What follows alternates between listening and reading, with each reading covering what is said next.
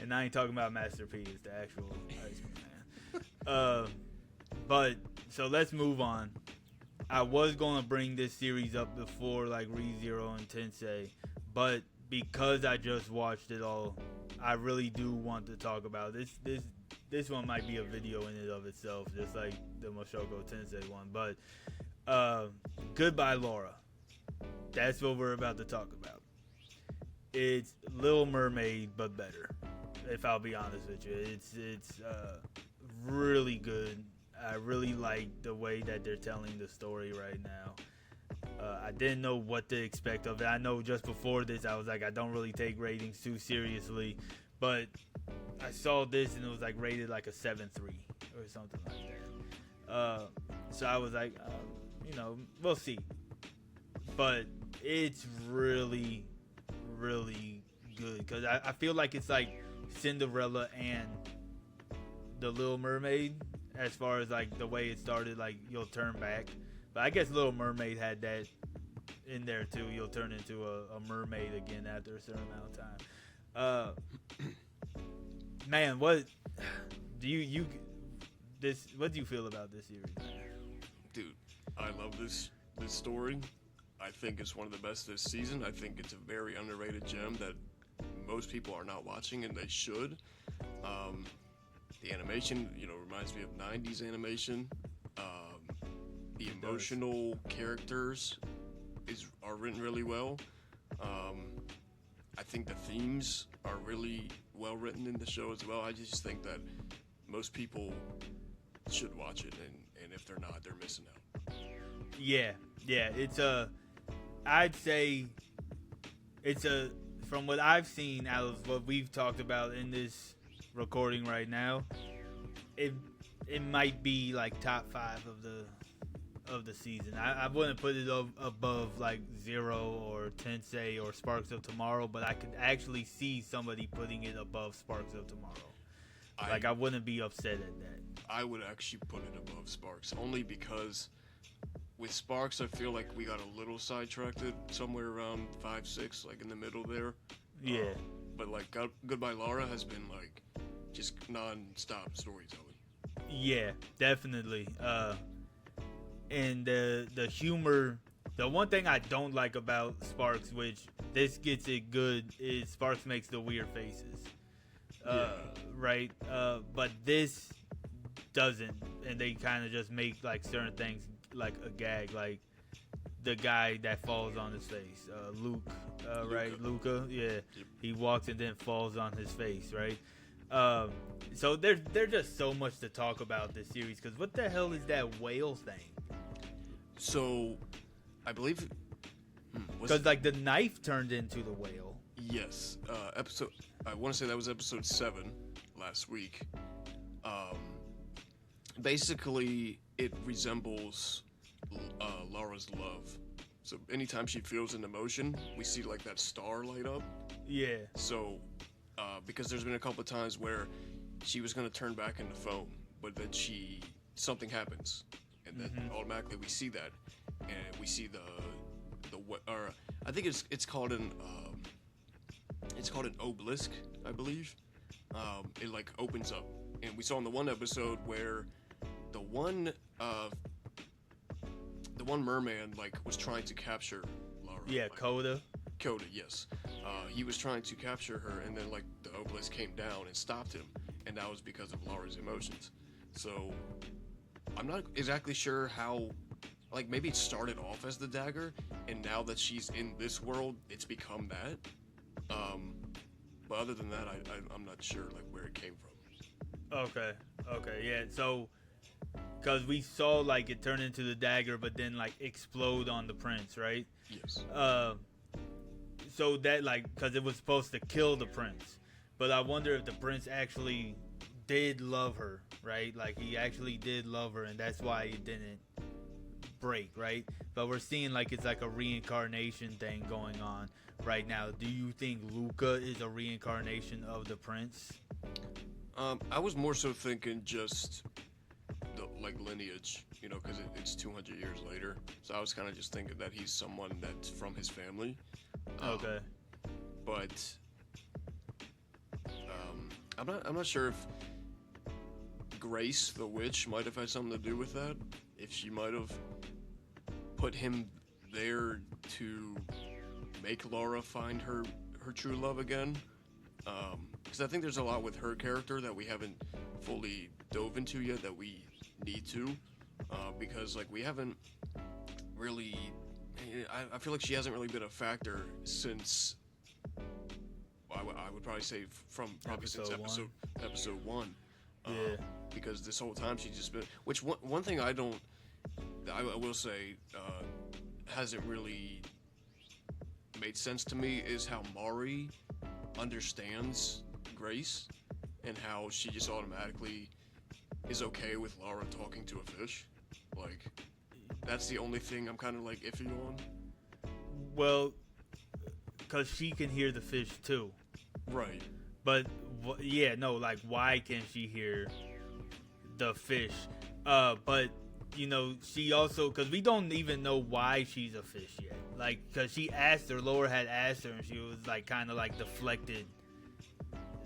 If I remember correctly. Like, she didn't really say why or how she turned into a fish, but she did mention how at one point in time the merfolk were living on the land at one point in time. So I'm wondering if Mari has mermaid blood in her, and that's why she can hear the Grace. Grace. Even though they say like they can't like live together or whatever, you know, there's always those outliers, right? So I'm wondering if there's something to do with that, because before we found out that Lisa was there, right? Mm-hmm. I was originally thinking that after we heard that there was other merfolk just living on land, pretty much. But then we found out it was them two. But that's not to say that there aren't others that, you know, mingled with humans and stuff like that, because they were living on land for 200 years just about. I think they all went into their shells. I think it said in like 1930 or something like that. So Laura got reincarnated 200 years after, like all yeah. that. Yeah, she did.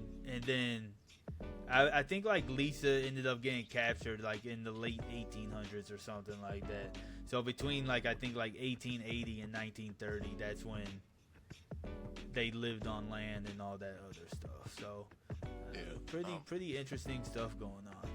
Yeah, I honestly didn't think about Mari being like a hybrid sort of, but I was gonna point out how with Grace, I feel like maybe her powers have weakened since everything that had happened, so that's why she can only take the form of something as small as a fish. Because I feel like also to keep an eye on Lara, because I think she knew she was gonna find her way there, like find her way to Mari. So I think that's another reason why she's there as well. But I didn't think about the whole Mari thing, like how she could be half mermaid and like can hear Grace as well. Yeah, and then it's like, talking about Grace, I don't think she's as evil as what we're thinking. Obviously, she's like an Ursula, right? And if I remember correctly, like Ursula had good intentions, but kind of didn't at the same time, right?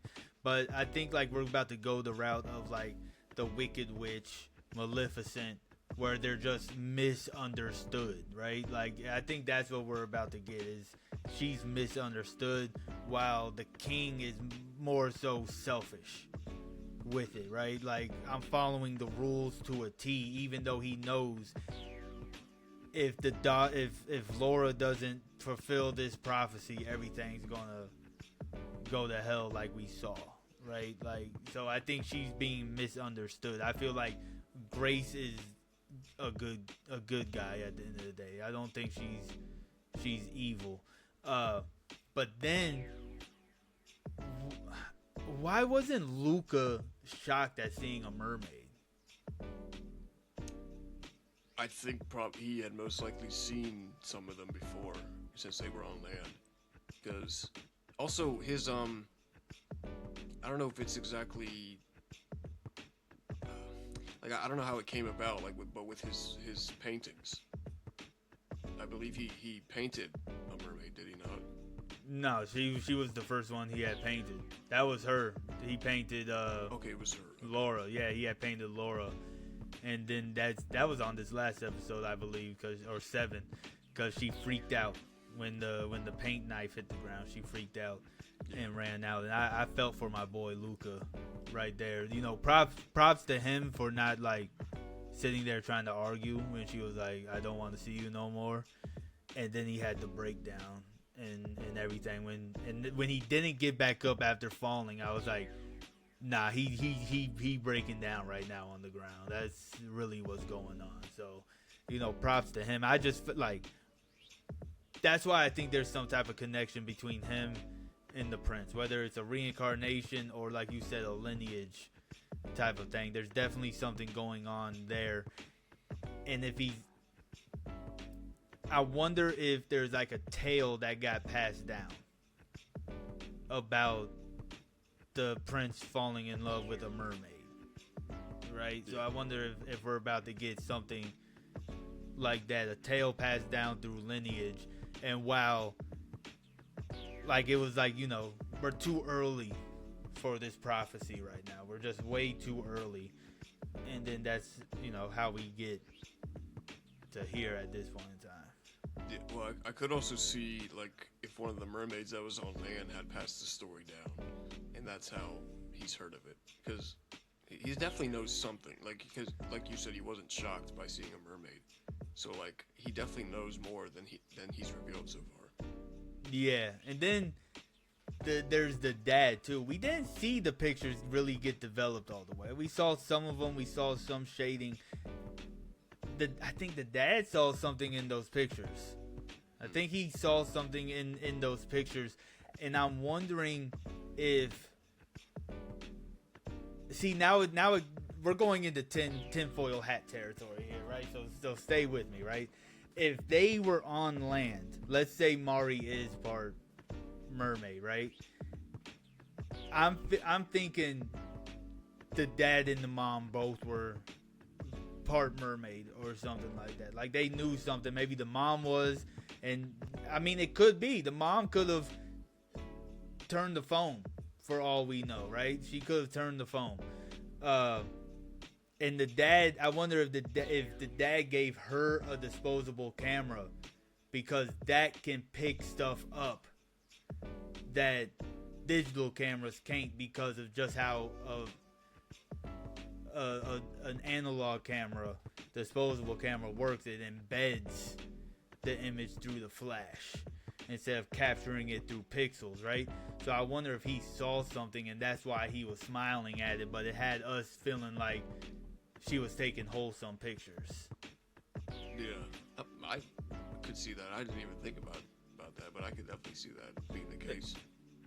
Yeah, that's why I said stay with me for a second with the with my tinfoil hats there for a second. But I think that would, like, now that we're talking about it, there's definitely something with Mari. Yeah. There's definitely something with her, and we just seen the mom was sick, and we see like whenever they're about to turn the phone, at least through Lisa, it's like migraines and sickness and stuff like that. And I mean, we also seen that they had somebody working on the potions. So who's to say that the potions also aren't being replicated by somebody else? Just like, you know, they've had the same amount of time to try to figure stuff out their own self if they've been living on land. Yeah. I had thought that, I think my first instinct was that Lisa had made them, because she realized herself that she was turning back into foam, so she needed something to recover, and that's why she made so many and gave some to Mari for Lara, because she knew that Lara was going to be turning back soon because she hadn't fulfilled the prophecy yet. So that was my first instinct on that. Well, so Lisa had got it from the scientist guy at first, right? He had broke it down, but it was just like a weaker version of it, right? I think she is making it because she had the notebook, but what I'm saying is Mari's mother was taking some of the potions, but we know that the potions get weaker. Like they like it's like an immunity. That's pretty much what it was being broken down. And if she was on land, let's say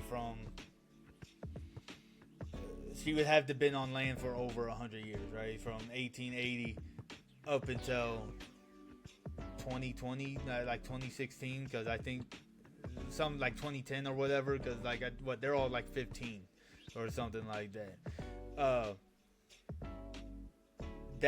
I don't think it's out of a realm of possibility that she had potions as well. I do think Mari is part mermaid though, because like you said, how the fuck is she talking to a fish and nobody else is? Yeah, I mean, I could see it also being maybe back then Grace had something to do with the potions, because I feel like from back then she's been manipulating all of them and like pulling the strings, and like we had seen in episode 6 with how Lisa ended up coming there. So I think that she's just had a hand in it all, and could have been the one that made them. Well, like Grace was giving the mom some potions before, or getting it, because it is like one of them things. How did she end up in that city? Right. Type of thing. Yeah, and also I don't fully remember. You probably remember more than I do, but from that episode, Lisa was like trying to save her family from Grace, like where they were at in the shells. She had went there to, I think she had, something like that, to see what was going on.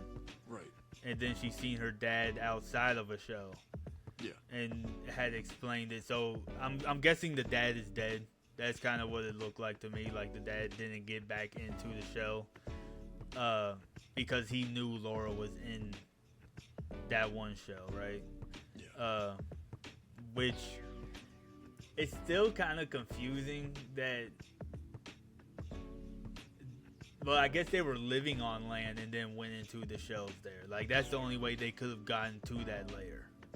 So I'm thinking that they didn't have the potions yet, they were starting to change back, and so they had to go back into the shells. And I'm trying to remember, was it him that gave, like, he's the reason that Lara got reincarnated?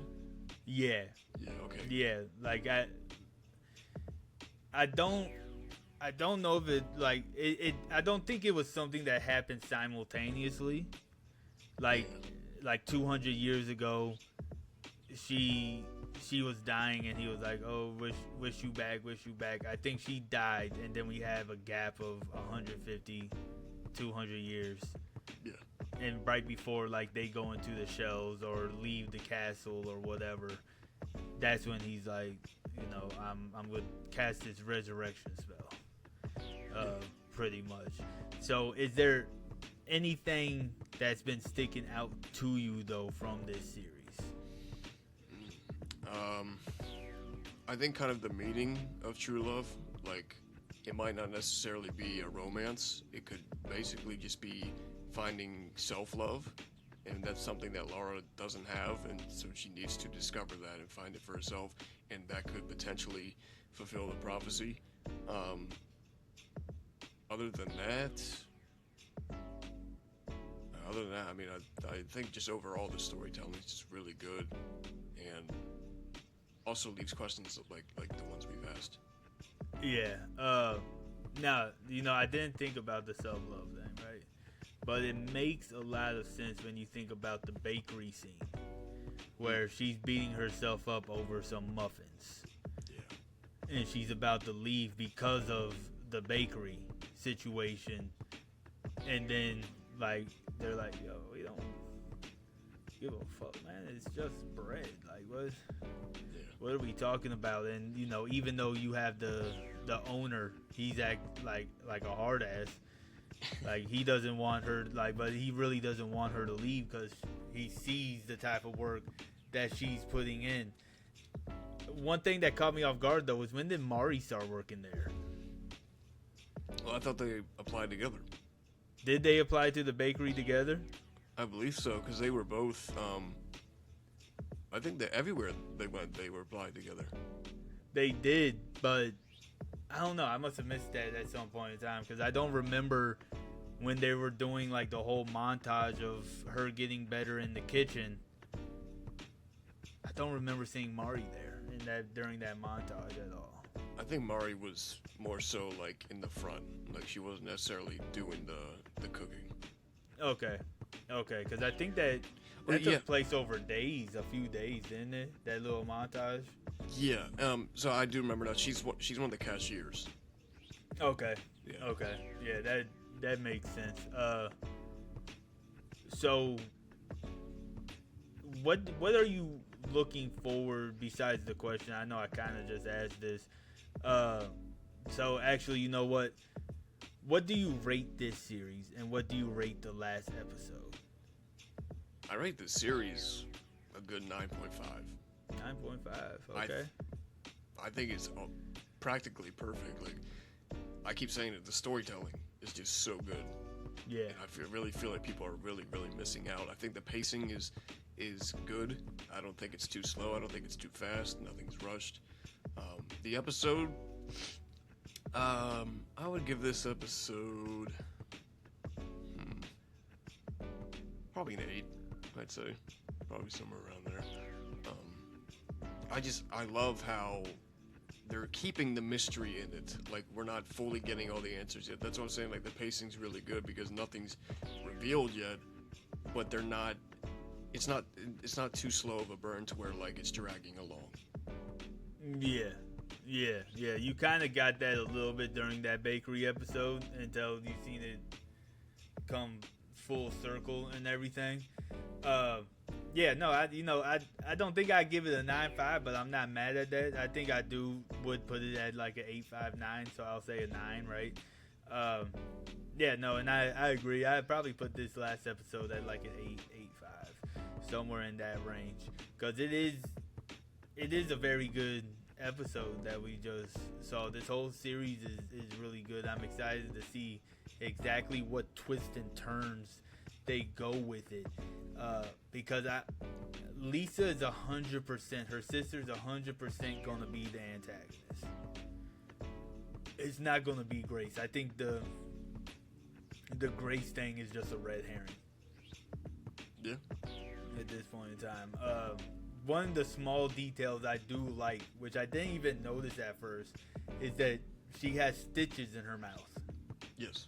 And it's because from before she had her tongue removed. Mm-hmm. I wonder why nobody's asked about that. Like, well, I think it might have been Mari's parents or somebody brought it up.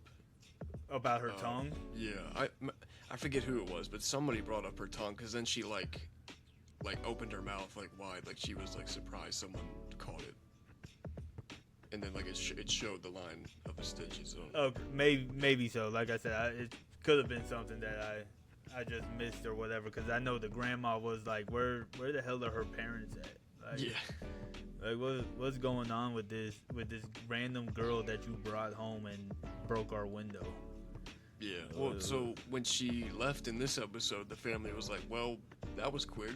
Like, yeah. Because like they've taken care of her all this time, so they weren't expecting her to just up and leave.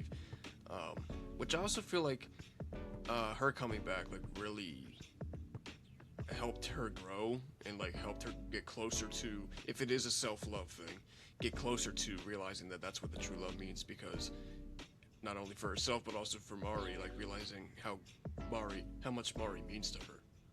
Yeah, and you know, it might be like you said, I think romance is baked into the story, right?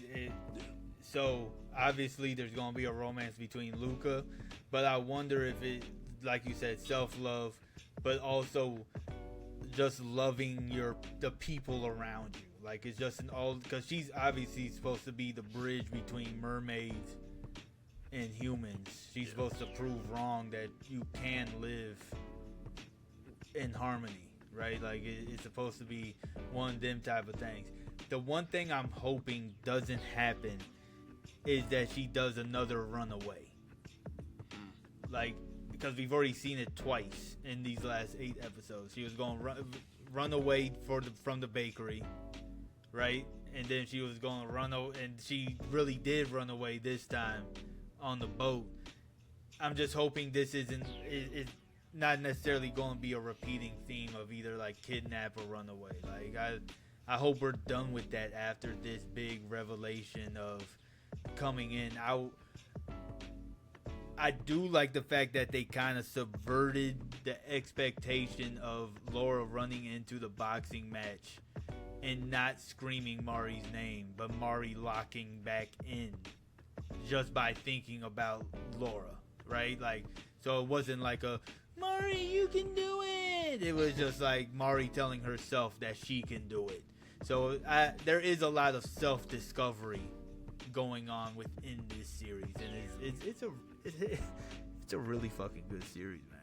The main protagonist is self-love. That's well, to circle back, because you had mentioned the romance. I'm thinking it actually, instead of Luca, it might actually be Lara and Mari together.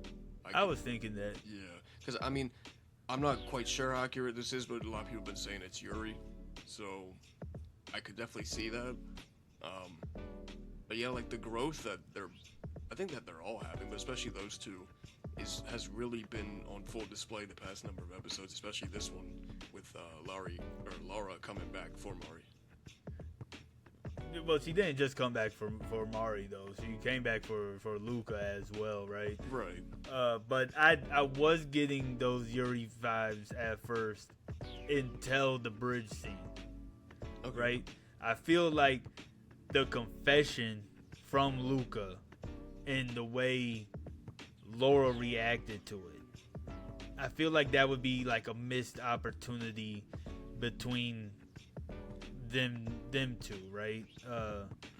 So I don't know exactly where it's going to go with it. I mean, there's always a chance that it could just be like the three of them live together, right? I'm not going to say it's a love triangle or a polycule type of situation or whatever, but I do think it is going to end up being her and Luca, but also Mari is going to be there, but not third wheel, right? Like she's going to be a part of their situation in some type of way, maybe not a romance way, but something.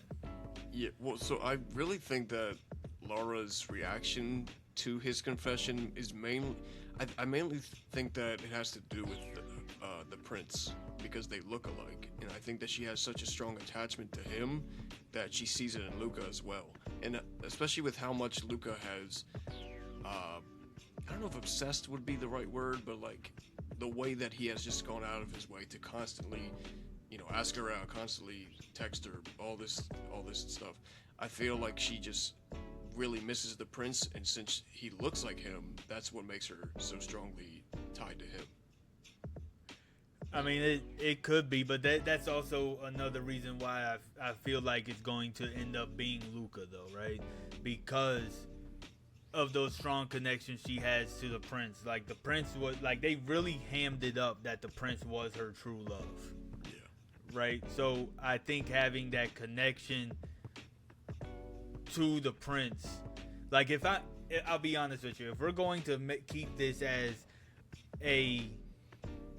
like everything Little Mermaid, right? She's Sebastian. Mari's Sebastian. Okay. Right? That her like right hand man type of ordeal that's there to push her to the next level. And then of course we have, the love interest and everything. And Coda, I don't know. I think Ursula had like a little. Cause here's the thing about Coda, right? I know I'm shifting gears here for a second, right? But wasn't he one of Grace's fish? I think so.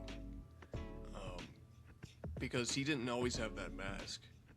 Yeah, because he's like an anglerfish or something like that, right? The thing is, like, I could have sworn when all that stuff was going on, he was like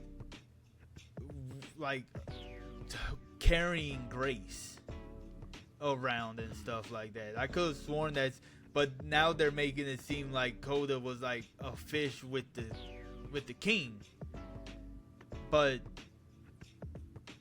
there's something with like Coda for some like I don't trust Coda, and I don't trust Lisa. Yeah, well, those two things you mentioned, I don't remember. Like, was that early on in the series? That was when, yeah, probably like episode 3. No, it was whenever we got Coda's backstory. I can't remember. That was kind of early on, maybe like 3 or 4 or something like that. Where we see the downfall of the kingdom and everything. We see the downfall of it, and then we see like the anglerfish growing up, and then all of a sudden he spits out the potions and drinks one. So it's like one of them things like, how did he get these potions? And is he really there for, like, I don't know. I got questions about Coda. Yeah, well, so I think kind of going back to what I had mentioned earlier about Grace, I think if your theory's correct, that could be how he got him, is from Grace, because she's the one that had him before. Yeah, I mean, like, Grace did create the potion, so if he, and that's what I'm saying, like, but they're acting like they know Coda from the castle. Lisa recognized him. Yeah, and so did Laura. Once he was like, it's been a long time since I seen you. The last time I saw you, I didn't have this form, or something like that. Okay, yeah. So, shit, it's all tying together now, because if Coda was originally a fish, right?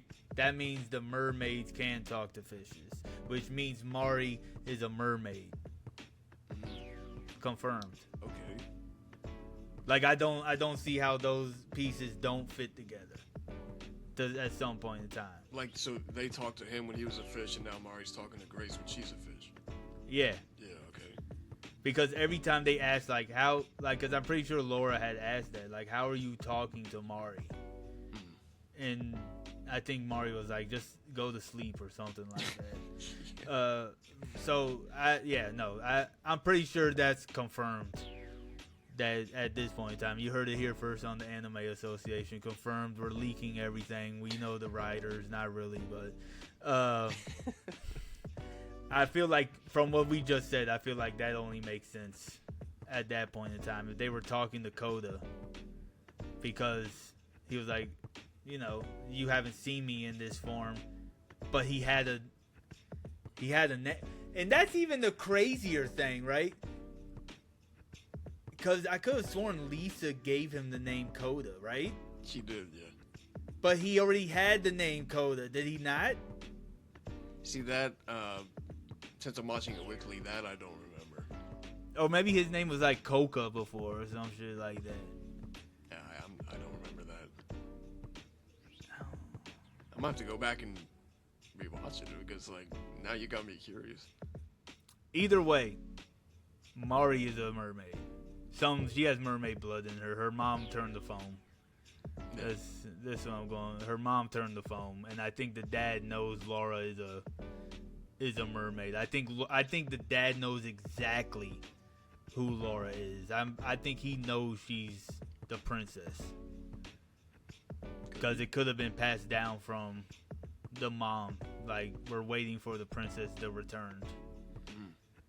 Here's who it is. Disney made a movie based on her, and this is really what she looks like. Wouldn't that be crazy? Like, I mean, it takes place in our world, right? So, who said Disney isn't around in this series, right? I mean, so Little Mermaid is a real thing in this series. I'm just saying. But do you have anything else that you want to add to it? Any lingering theories, questions, anything we missed? I think I need to go back and watch a couple things and see if I pick up on anything else. I will say it's different from weekly watches than binging. Yeah. I think binging wise, I probably would have like remembered a lot more. But since it's weekly, it's like I gotta backtrack and stuff like that. And to me, the story's so good, I wouldn't mind watching it again. Yeah, I think when they get done with it, I'll go back and rewatch it. I wonder if this is gonna be like a one and done season,